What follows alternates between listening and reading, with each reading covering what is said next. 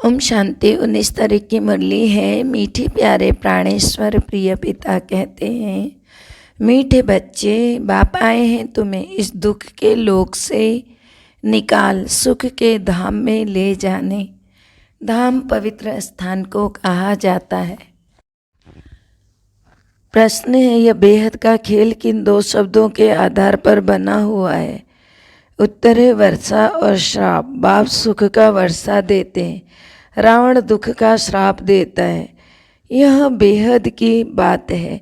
देवी देवता धर्म वाले बाप से वर्षा लेते हैं, आधा कल्प के बाद फिर रावण श्राप देता है। तुम बच्चों को अब स्मृति आई कि हम निराकारी दुनिया में रहते थे, फिर सुख का पाठ बजाया। हम सो देवता क्षत्रिय वैश्य शूद्र बने, अब ब्राह्मण बन देवता बनते हैं। गीत है ओम नमो शिवाय। ओम शांति। यह है बेहद के बाप की महिमा। ऊंचे ते ऊंचा वह भगवान है, यह तो सब जानते हैं। ऊंचे ते ऊंचा भगवान की मत भी जरूर ऊंची होगी, इसलिए कहा जाता है श्रीमत अर्थात श्रेष्ठ मत। सभी भक्तियाँ उनको याद करती हैं, वह है भगवान। तो भगवती भी तो चाहिए ना। पिता है तो माता भी चाहिए। एक होता है लौकिक माता पिता, दूसरा होता है पारलौकिक माता पिता। लौकिक होते हुए जब कोई दुखी होते हैं तो पारलौकिक को याद किया जाता है। अब तुम्हारा लौकिक संबंध भी है, पारलौकिक माता पिता तुम्हें परलोक में ले जाते हैं। लौकिक को बंधन कहेंगे जिसमें दुख है। दो परलोक है, एक निराकारी लोक जहाँ आत्माएं रहती हैं, दूसरा साकारी लोक जिसको सुखधाम कहा जाता है। वह शांति धाम, वह सुखधाम। बाबा आकर इस दुख के लोक जिसे मृत्यु लोक अथवा पतित भ्रष्टाचारी दुनिया कहा जाता है, यहाँ से ले जाते हैं। यहाँ सब है पतित। पतित उनको कहा जाता है जो विकार में जाते हैं। सतयुग में पावन संपूर्ण निर्विकारी रहते हैं। पहले लक्ष्मी नारायण की महिमा गाते थे, अपने को विकारी समझते थे। अभी लक्ष्मी नारायण महाराजा महारानी पवित्र थे। कब? सतयुग में। तो प्रजा को भी तो पवित्र कहेंगे ना। वह सुखधाम बैकुंठ, नरक को धाम नहीं कहेंगे, धाम पवित्र को कहा जाता है। यह है अपवित्र दुनिया। भारत सुखधाम था, अभी तो पतित भ्रष्टाचारी नरक है। अभी सबको सुख के धाम में ले जाना है तो जरूर बाप को ही आना पड़े, जो आकर बच्चों को सुखी बनावे। बाबा है स्वर्ग का रचयिता। कहते हैं बाबा पहले पहले आपने हमको स्वर्ग का वर्षा दिया था, आधा कल्प हम स्वर्ग में रहे, उसको कहा ही जाता है सूर्यवंशी चंद्रवंशी राजधानी। तो बाबा याद दिलाते हैं कि 21 जन्म तुम कहते हैं ना कि बच्चे अपने जन्मों को नहीं जानते हो। तो बाबा ने कहा मैं तुमको सब कुछ बतलाता हूँ। निराकार बाप निराकार बच्चों से बात करते हैं।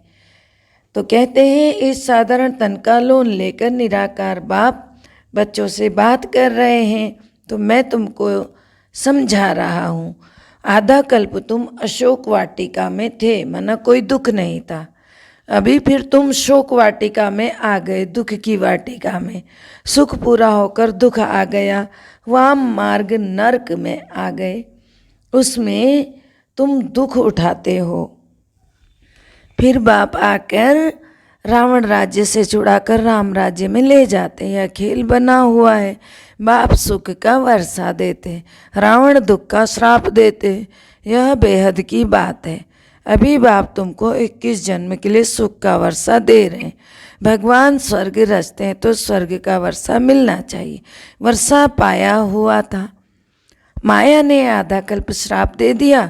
तुम्हारी बुद्धि में सारा चक्र है, इस चक्र का भी अंत नहीं होता है। फिर वर्षा देने बाप को जरूर आना ही है।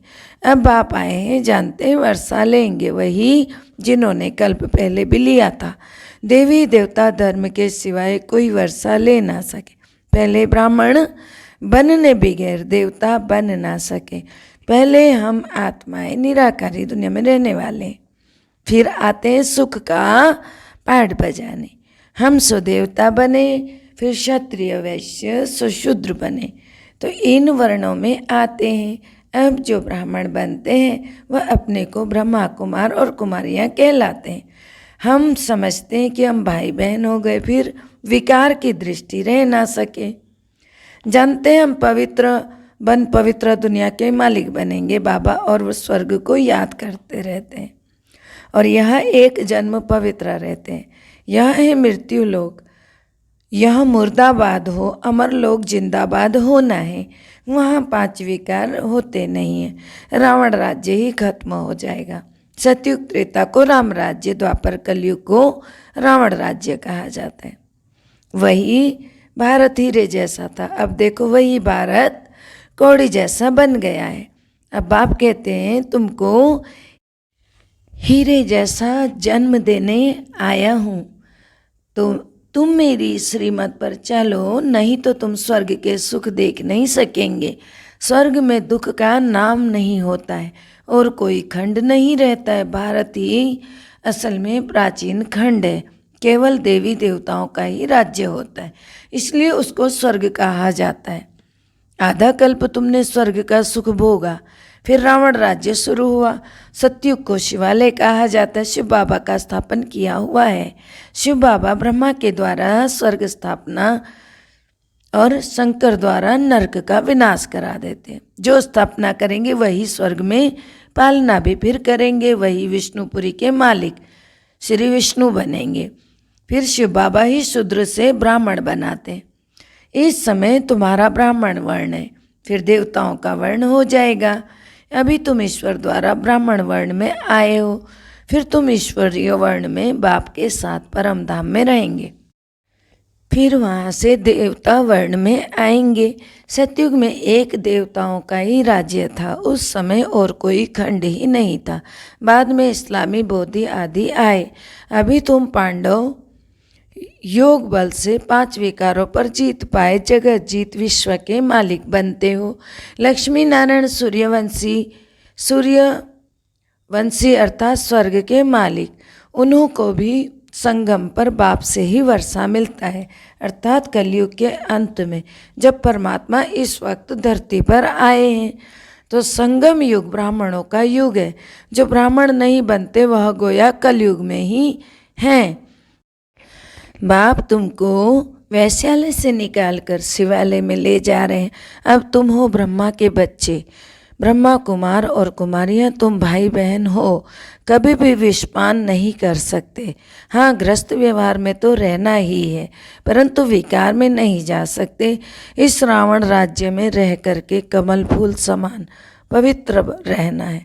फिर यह प्रश्न नहीं उठ सकता कि सृष्टि कैसे बढ़ेगी। बाप का फरमान है, मैं पवित्र दुनिया बनाने आया हूँ, तुम यह अंतिम जन्म पवित्र बनो तो तुम नई दुनिया के मालिक बन सकते हो। इस पर ही अबलाओं पर अत्याचार होते हैं। रुद्र ज्ञान यज्ञ में असुरों के विघ्न भी पड़ते हैं। बाप कहते हैं श्रीमत पर चलने से ही तुम श्रेष्ठ बनेंगे। इतना समय तुम आसुरी मत पर अर्थात 5 भूतों की मत पर थे। मैं आत्मा हूँ, मुझे इस शरीर से पाठ बजाना है, यह कोई नहीं जानते। आत्मा शालिग्राम को ही कहते। शालिग्राम भी कोई इतना बड़ा नहीं है, परमात्मा भी इतना कोई बड़ा नहीं है। आत्मा अथवा परमात्मा स्टार मिसल है। आत्मा में सारा पार्ट भरा हुआ है। आत्मा कहती है मैं एक शरीर छोड़ दूसरा धारण करती हूँ, पाठ बजाने अर्थ। श्री नारायण की आत्मा कहेगी हम श्री नारायण का रूप धारण कर इतना जन्म राज्य करेंगे। आत्मा में ही सारा अविनाशी पाठ भरा हुआ है। इनको ही गॉड फादरली नॉलेज कहा जाता है। भगवान नवाचे स्पिरिचुअल फादर आत्माओं को बैठ पढ़ाते हैं, कोई मनुष्य नहीं पढ़ाते। यह बेहद का बाप पढ़ाते हैं। तो यह चक्र कैसे फिरता है, इस सृष्टि चक्र और रचयिता व रचना की नॉलेज को कोई मनुष्य मात्र नहीं जानते। अभी तुम शिवालय सतयुग में राज्य करने लायक बनते हो। भारत जब लायक था तो बड़ा ही अक्लमंद था। बाप फिर हीरे जैसा बनाने आया है, तो उनकी श्रीमत पर चलना पड़े। रावण मत तुमको कौड़ी तुल्य बनाती है। तुम जानते हो कि इस दुनिया की आयु 5000 वर्ष है, उसमें ही पुरानी और नई बनती है। तो सतयुग त्रेता नई दुनिया, द्वापर कलयुग पुरानी दुनिया, फिर से देवी देवता धर्म की स्थापना कर रहे हैं, देवी दुनिया बना रहे हैं। तो तुम आत्माएं पूरे 84 जन्म लेती हो। आत्मा ही इन ऑर्गन्स द्वारा बोलती है और सुनती है। एक पुराना शरीर छोड़ नया लेती है। आत्माओं को बाप ने यह ज्ञान दिया है कि हम बाप के साथ पहले स्वीट होम में थे, फिर हम सो देवता, क्षत्रिय, वैश्य, शूद्र बने हैं। अब हमारा यह अंतिम जन्म है। हम ब्राह्मण स्वर्ग का वर्षा ले देवता बनेंगे, नया शरीर धारण करेंगे। यह चक्र बुद्धि में फिरना चाहिए। पवित्र रहने से तुम स्वर्ग के चक्रवर्ती महाराजा बनेंगे। यह बात उन्हों की बुद्धि में आएगी जो कल्प पहले माफिक बने होंगे, नहीं तो बुद्धि में आएगी ही नहीं। वर्ल्ड की हिस्ट्री ज्योग्राफी समझने की है। कोई को जानकर भी कोई तो पढ़ाई छोड़ देते। स्वर्ग में तो आएंगे, परंतु योगी बन विकर्म विनाश नहीं किए तो सजा भोगनी पड़ेगी। स्वर्ग में आएंगे तो परंतु प्रजा में भी कम पद मिलेगा। स्वर्ग में पहले पावन महाराजा महारानी थे, वही फिर पतित राजा रानी बने। अभी तो वह भी राजा रानी नहीं है, फिर अभी बाप द्वारा पावन राजा रानी बन रहे हैं। यह ईश्वरीय नॉलेज निराकार बाप ही पढ़ाते हैं। यह साकार में ब्रह्मा भी उस निराकार से ही सुन रहे हैं। तो निराकार बाप बैठ पढ़ाते हैं।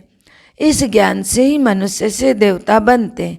इस ब्रह्मा की आत्मा भी पढ़ती है, बच्चों की आत्मा भी पढ़ती है। अच्छे व बुरे संस्कार आत्मा में ही रहते हैं। अच्छे संस्कार होंगे तो अच्छे घर में जन्म लेंगे। पढ़ते पढ़ते फिर नॉलेज भी छोड़ देते हैं। माया अपनी तरफ खींच लेती है। एक तरफ है रावण की मत, दूसरी तरफ है राम की मत। इस अंतिम जन्म में राम की मत पर चलना है। रावण की जीत होने से कभी उधर चले जाते हैं, फिर राम से दुश्मन बन पड़ते हैं, तो उनके लिए सजा बड़ी कड़ी है। तुमने राम की शरण ली है, फिर अगर ट्रेटर बने और रावण की शरण ली तो राम की निंदा कराएंगे। तुम्हारी बुद्धि में है कि यह बरोबर राम राज्य और रावण राज्य का खेल बना हुआ है। सतयुग सतो प्रधान, त्रेता सतो, फिर द्वापर रजो, कलयुग में तमो। तुम अभी सतो प्रधान में जाएंगे। बाबा आकर सतो प्रधान बनाते हैं। फिर 16 कला से 14 कला में आना है। फिर रावण के संग में कलाएं कम होती जाती। अभी कलयुग में कोई कला नहीं रही। सब कहते हैं हम पतित भ्रष्टाचारी हैं। पतित दुनिया का विनाश होना है, पावन दुनिया की स्थापना हो रही है। बेहद का बाप बच्चों को जान सकते हैं। अभी तुम भगवान के घर में बैठे हो। तुम ब्राह्मण ब्राह्मणियाँ फिर देवता बनेंगे, फिर क्षत्रिय वैश्य शूद्र, यह चक्र है। चक्रवर्ती तुम ब्राह्मण हो। राजयोग सीख ज्ञान धारण करने से चक्रवर्ती राजा रानी बनेंगे। तो पुरुषार्थ कर स्वर्ग में उच्च पद पाना है। अच्छा, मीठे मीठे सिकलदे बच्चों प्रति माता पिता बाप दादा का याद प्यार और गुड मॉर्निंग। रूहानी बाप की रूहानी बच्चों को नमस्ते। हम रूहानी बच्चों की रूहानी बाप दादा को दिल व जान से सिक व प्रेम से याद प्यार नमस्कार, good morning, diamond morning, Om Shanti. शुक्रिया मीठे प्यारे बाबा, शुक्रिया। धारणा है पहला, इस अंतिम जन्म में राम की मत पर चलना है। कभी भी रावण की शरण में जाकर बाप की निंदा नहीं करानी। दूसरा, सजाओं से छूटने के लिए योगी बन विकर्म विनाश करने हैं। पवित्र दुनिया में चलने के लिए पवित्र जरूर बनना है। मीठे प्यारे बाबा का वरदान है, बेहद के अधिकार को स्मृति में रख संपूर्णता की बधाइयाँ मनाने वाले मास्टर रचयिता भव। अर्थ है, संगम युग पर आप बच्चों को वर्षा भी प्राप्त है, पढ़ाई के आधार पर सोर्स ऑफ इनकम भी है और वरदान भी मिले हुए। तीनों ही संबंध से इस अधिकार को स्मृति में इमर्ज रखकर हर कदम उठाओ। अभी समय प्रकृति और माया विदाई के लिए इंतज़ार कर रही है। सिर्फ आप मास्टर रचयिता बच्चे संपूर्णता की बधाइयाँ मनाओ तो वो विदाई ले लेगी। नॉलेज के आईने में देखो कि अगर इस घड़ी विनाश हो जाए तो मैं क्या बनूंगा। स्लोगन है, हर समय हर कर्म में बैलेंस रखो तो सर्व की ब्लेसिंग स्वतः ही प्राप्त होंगी। हर समय हर कर्म में बैलेंस रखो तो सर्व की ब्लेसिंग स्वतः ही प्राप्त होंगी। ओम शांति। सबका भला हो, सब सुख पाए, सब परमात्मा से जुड़ जाएं। सबका भला हो, सब सुख पाए, सब परमात्मा से जुड़ जाएं। अंत समय में अपना जीवन सफल बनाए, मुक्ति जीवन मुक्ति को की मनोकामना पूर्ण हो जाए। ओम शांति।